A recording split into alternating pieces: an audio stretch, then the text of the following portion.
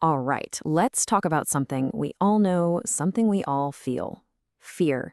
But we're not just going to talk about it, we're going to completely flip the script on it. By the time we're done here, you'll see that feeling not as a wall telling you to stop, but as a compass pointing you exactly where you need to go. It really is that simple, isn't it? This isn't some rare thing. It's built into our DNA. Everybody, and I mean everybody, feels it. There's no escaping it. You know that feeling, right? That little knot in your stomach right before a big test, or the hesitation you feel before you start a new job. It's that voice in your head when you're about to make a big change. It's always there when something is on the line. Now, this is the question that changes the whole game. We spend so much of our lives trying to fight fear, to push it away, or just pretend it's not there. But what if we've been looking at it all wrong? What if it's actually on our side? Here's the big idea. Fear is just information. It's a signal. Think of it like your body's own personal notification system pinging you to say, hey, pay attention, something important is happening right now. It's a signpost, not a stop sign. Seriously, think about it. You don't get scared about things that don't matter to you. That feeling only shows up because the outcome is important, because the stakes are high. In a way, your passion and your fear are really just two sides of the very same coin. You're in good company. Every single person you look up to has felt this exact same thing. Steve Jobs, about to unveil the iPhone, terrified. Serena Williams, walking onto the court for a championship match, you bet she was afraid. Fear isn't a sign that you're not cut out for this. It's a sign you're playing in the same league as the greats. And this is the key. It's the thing that separates people. Everyone gets the fear. The playing field is totally level there. The real question, the one that makes all the difference, is what do you do next? Do you let it freeze you, or do you use it as fuel? This is the conversation that happens in our own heads, right? You've got that one voice, the fear voice, telling you all the reasons you're going to fail. But then there's this other voice, the one that just says, watch me. The trick isn't to silence the fear. It's just to make the other voice a little bit louder. We all have this idea that successful people are just fearless, that they were born without that little voice of doubt. But is that really true? Is being fearless the price of admission for doing something great? And here's the answer. It's so simple, but it changes everything.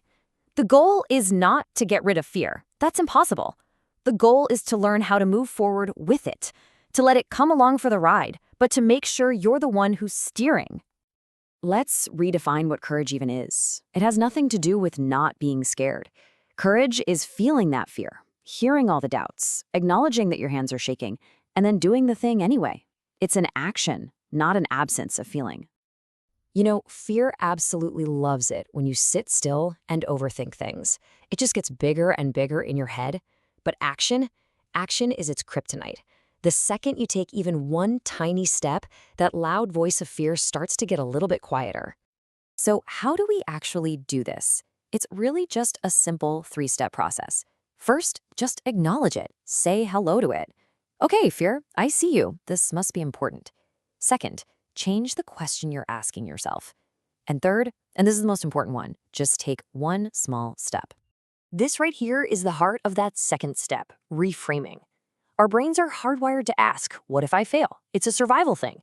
But you have the power to consciously ask a different question. Just shifting your focus from the disaster scenario to the best case scenario can completely change your energy. And what about that other classic line from fear? You're not ready. Well, here's a little secret for you. No one ever feels totally ready. Ever. Ready is something you become by doing the thing, not before you start. So the next time you feel that nervous energy, that adrenaline pumping, don't see it as a stop sign. See it as rocket fuel. Your body is literally gearing up for action. Use that energy. Let it focus you. Let it push you forward instead of holding you back. Okay, this one might sound a little weird, but just try it. The next time you feel that anxiety creeping in before you do something big, just smile. A little knowing smile to yourself. It's a small physical act, but it sends a powerful message back to your brain. Because that smile is you recognizing the truth. That feeling is the feeling of growth. It's the admission ticket to doing something worthwhile. It's proof, absolute proof, that you are on the right track, that you're stepping up, and that you're about to do something that matters.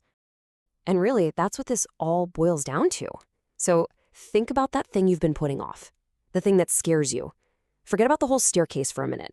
What is one tiny, ridiculously small first step you can take? Because taking that step is how it all begins.